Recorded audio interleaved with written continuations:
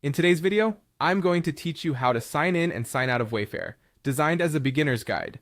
Whether you're new to online shopping or just need a quick refresher, this step-by-step walkthrough is aimed to make the process as easy as possible. Let's start with the basics. First, open up your preferred web browser and head over to Wayfair's website by typing in wayfair.com in the address bar and hitting enter. You'll land on Wayfair's homepage, which is filled with a wide array of home furnishings and decor items for you to explore.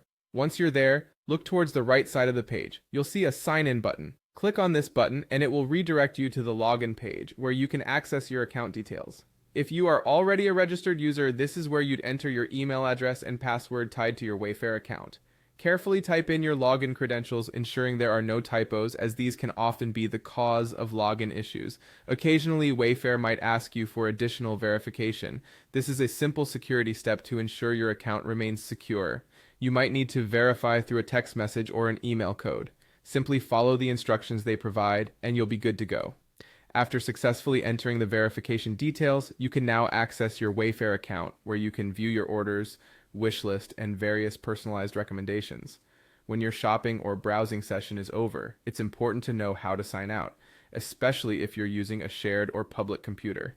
To do this, click on the Account tab. This is usually located on the top right-hand corner of the page, much like the Sign In button. Once you click on it, a drop-down menu will appear.